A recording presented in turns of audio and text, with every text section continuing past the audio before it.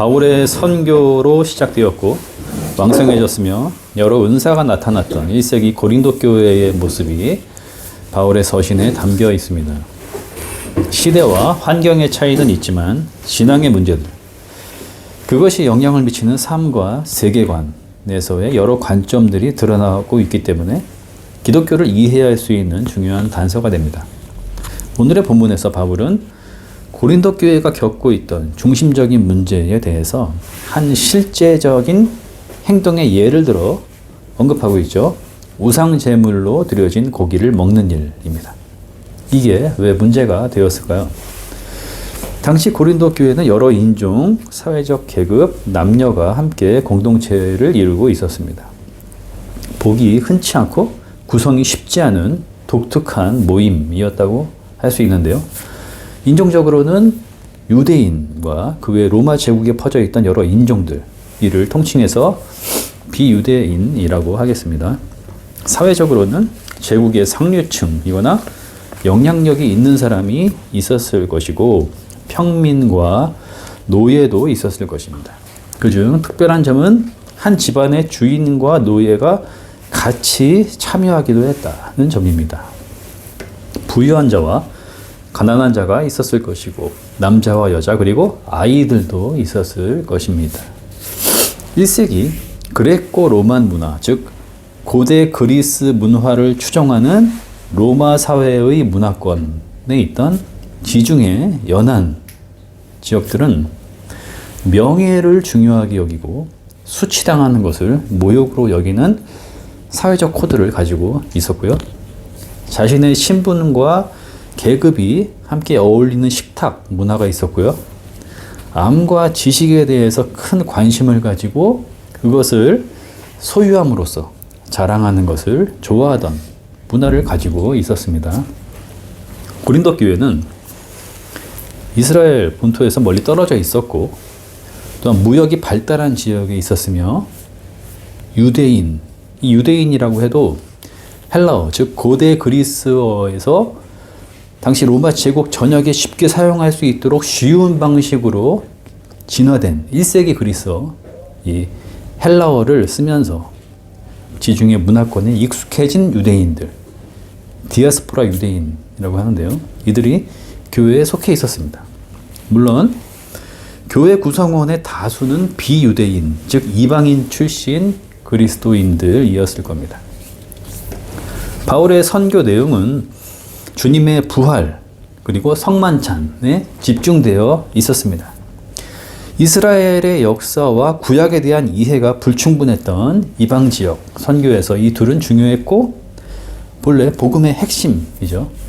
그런데 시간이 지나고 바울이 다른 지역에서 선교를 하는 사이 고린도 교회에서 갈등과 문제가 출현하게 되고 복음의 본질이 변질되는 상황에 직면하게 된 것입니다.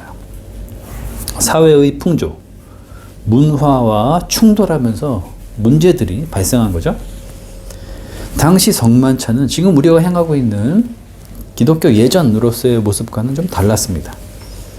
예수님이 제자들과 늘 행하셨던 식탁을 근거로 하고 주님이 잡히시기 전날 밤에 빵과 잔을 들어서 축사하시며 이것을 기억하라 하셨던 그 말씀을 근거로 예배와 모임에서 식탁과 더불어 항상 행하여졌습니다. 너희의 아버지는 한 분이시고 너희는 선생과 주가 되지 말아야 하며 섬기는 자가 되어야 하고 서로 사랑하여라. 주님의 말씀이 되새겨지는 공동체의 자리였죠. 그런데 당시 통용되던 식탁 문화는 엄격히 사회적인 계급에 따라서 주인과 노예라는 처지에 따라서 상이 달랐고 초대된 이들의 위치에 따라서 방과 식탁의 구성에서 차이가 났으며 여자와 아이들은 배제되었습니다. 오늘날처럼 교회라는 공간이 따로 있어서 성만찬을 나눌 수 있는 환경이었다면 외부적인 영향을 덜 받을 수 있었을 테지만 당시 예배와 성만찬 모임이 가정에서 연합 모임의 성격으로 이루어졌다는 점 때문에 문제가 생길 여지가 컸던 거죠. 주변에서 흔히 볼 수 있었던 친교와 거래, 후원을 위한 초대 식탁과 외형적으로는 다를 게 없었다는 겁니다. 기독교에 관심이 있는 새로운 멤버들이 유입이 되면서 문제들이 점차 커져가게 됩니다. 바울은 11장 17절에서부터 22절, 그래서 이 문제에 대하여 직접 언급하였습니다. 부유한 자들, 유력한 자들, 주인들은 먼저 와서 풍성한 식탁을 누리고 가난하거나 일을 하고서 올 수밖에 없었던 하층민들, 노예들은 그리스도인으로서 한 공동체의 멤버였음에도 불구하고 공동의 식탁과 주의 만찬에서 배제가 되거나 음식을 먹지 못하거나 겸상을 하지 못하는 경우들이 발생해 버리는 겁니다. 바울은 이러한 모습이 하나님의 교회를 멸시하는 것이다. 매우 거친 말로 유감을 표했고 이어서 성만찬의 본질을 다시 설명하였죠. 오늘 본문에 우상제물로 드린 고기를 먹는 일 또한 식탁에서 벌어지는 문제였습니다. 모임의 공동식탁이든 개인의 가정들의 식탁이든 식탁에 여러 양상들을 놓고서 그것을 수용하는 관점이든 어떠한 상황에서도 신앙의 문제와 결부되어 있었습니다. 지금도 고기를 귀한 음식으로 여기잖아요. 당시 1세기에도 고기를 먹는 일이 흔치 않았고 귀한 음식이었습니다. 따라서 고기는 그저 돈을 주고 사 먹는 용도로만 쓰인 것이 아니라 여러 용도, 즉 신들에게 바쳐지는 제물로 먼저 사용이 되고 이후에 시장으로 나오는 구조였죠. 따라서 이것이 우상 제물로 드려졌던 음식이었다는 것이 쟁점이 되었습니다. 이것을 먹으면 우상 제사에 참여하게 되는 것이 아니냐. 예수 그리스도만을 주로 여기는 신앙에서 변질되는 것이 아니냐 하는 문제가 제기된 거죠. 평소에 아무런 거리낌 없이 고기를 먹던 이방인 그리스도인들이 이전에 하지 않던 생각을 하게 된 겁니다. 유대인 그리스도인들은 이를 보는 관점이 더 날카로웠는데요. 아예 하나님 신앙에서 벗어나는 일이라고 여기는 경우가 대부분이었죠. 이방 제사에 사용된 제물이라는 점에서 그러했지만 도축 과정에서 목을 메어 죽이는 방법은 율법에서 금하는 사항이었기 때문에 이 점도 무시할 수가 없었습니다. 그래서 채식주의자가 되는 경우가 흔했죠.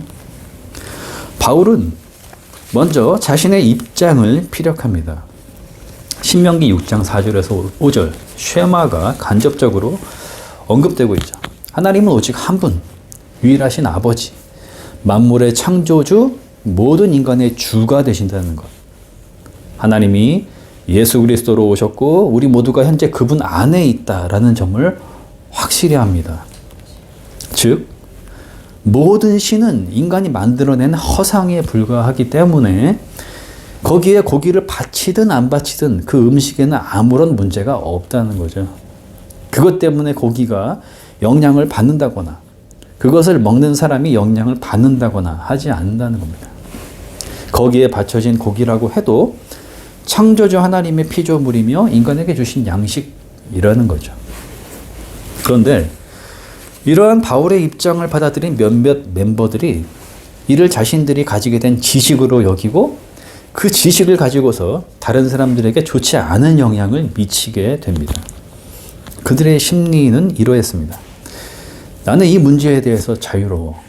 그건 아무것도 아니잖아. 당신은 왜 거기에 집착을 하지? 나처럼 이렇게 해봐. 이게 맞는 것이다. 당신은 신앙이 그 정도 수준밖에 안 되나? 이런 생각들을 한 거예요. 그래서 그를 보는 사람들이 마음에 거리낌이 있지만 이걸 먹어도 될까 하는 두려운 마음이 있지만 그럼에도 불구하고 그 고기를 먹게 되는 경우가 생겨납니다. 권위를 가진 이들이 영향을 주었다면 그 파급력이 더 컸을 것입니다. 약한 이들 중에 그것을 먹고 나서 자유함을 잃어버리고 자아 분열의 상태까지 이르는 경우들이 생겨났습니다. 거기에 온통 삶이 소진돼 버리고 두려움으로 인해 신앙이 무너지는 상태가 되는 거죠. 11절에서 바울은 그 상황을 심각하게 지적하였습니다. 그러면 그 약한 사람은 당신의 지식 때문에 망하는 것입니다. 하나님과의 관계 차원에서 생기는 문제들은 쉽게 간과할 수가 없고 삶 전체를 집어삼킬 만큼의 중대한 무게를 지니죠. 앞서 식탁과 성만찬에서 야기되었던 교회 공동체성의 훼손에 대해서 언급하였습니다. 우상제물로 바쳐진 고기를 먹는 일도 같은 연속 선상에 있는 것입니다. 모든 지식보다 사랑이 우선하며 사랑만이 지식을 가치 있게 한다는 점을 바울이 강조하고 싶었던 거죠. 사회적 지위, 남자라는 위치도 그들의 지식의 문제였다고 볼 수 있습니다. 나는 저들과는 달라. 우리들이 공유하는 대화들과 정보들이 따로 있어. 우리만이 향유하는 문화가 따로 있지. 이러한 생각이 복음의 본질보다 더 아래 베이스에 깔려 있었던 것입니다. 고린도 전서는 고린도 교회의 은사 문제를 지식의 차원에서 심도 있게 다루고 있습니다.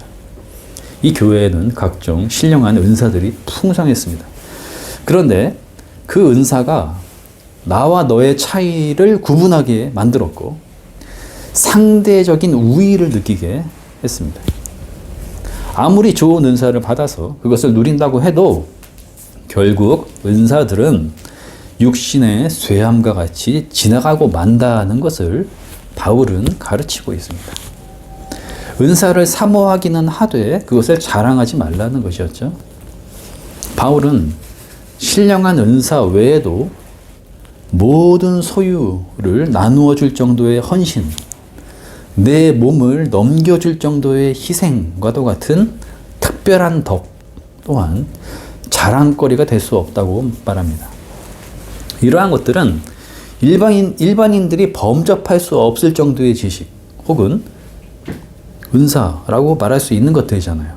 그런데 이 모든 것들과 사랑을 구별하죠.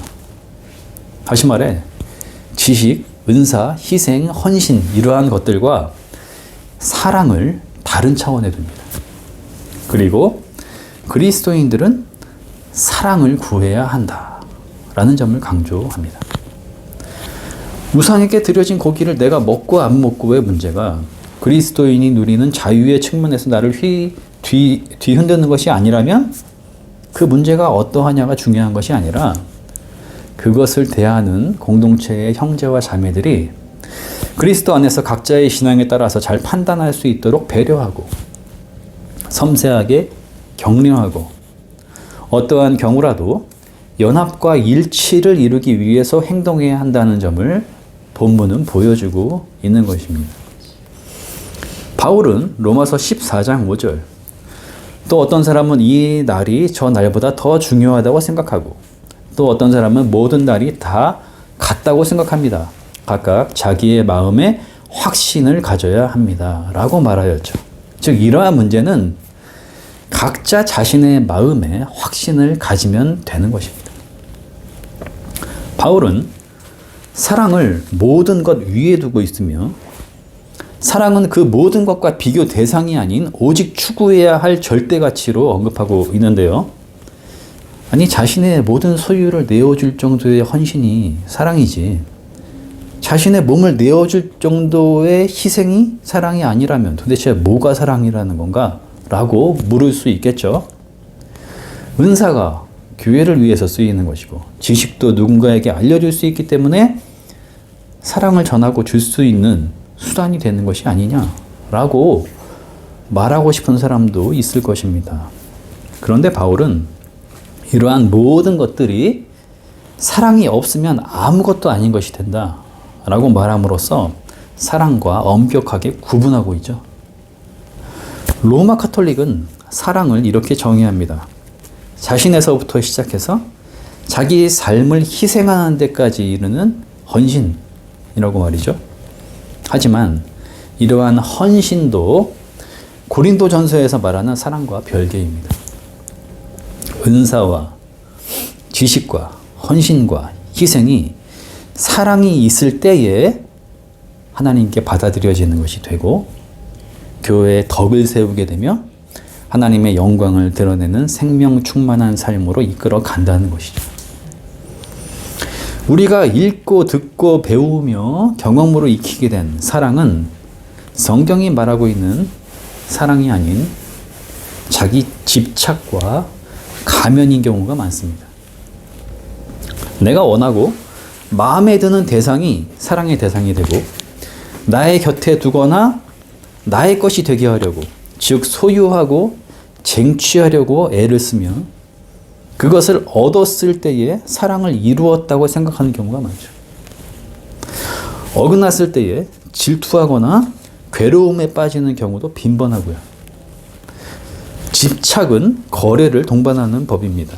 내가 이 정도를 했으니 당신은 어느 만큼의 반응을 보여야 하고, 이렇게 공을 들였으니 나에게 이 정도를 해줘야 한다라는 계산이 깔리죠. 성경에서 말하는 사랑은 자신의 것을 추구하지 않으며 모든 것을 덮어주며 믿는다 하였습니다. 분명한 차이가 드러납니다. 우리가 생각하는 사랑은 종종 희생과 헌신의 가면을 쓴 채 자기 자랑이나 편의를 누리기 위한 수단으로 오용되기도 합니다. 다른 이들에게 인정을 받고 더 나은 대우를 받으며 이름을 날리는 일 등이죠. 하지만 여기에는 스스로 정한 한계가 있어서 자신을 넘어서는 경우가 없고, 하나님을 향한 절대적 갈망과 영혼에 대한 사모함에 자신을 맡기는 순전함과 용기가 없습니다. 바울이 사랑을 모든 것과 구별하고 모든 좋은 덕을 의미 있는 것으로 변화시키는 능력이라고 말하는 이유는 인간이 사랑을 안다거나 가질 수 있다거나 줄 수 있다거나 만들어낼 수 있는 것이 아니라, 사랑은 하나님으로부터 오는 것, 우리를 매 순간 살아있게 하는 생명의 능력, 우리가 하나님의 신성을 추구함으로써 하나님의 자녀임을 확증받게 하는 은총의 선물이기 때문입니다. 따라서 우리는 평생 사랑을 사모하고 추구하며 귀를 기울이고 하나님이 주시는 사랑의 능력에 사로잡혀야 하는 것입니다.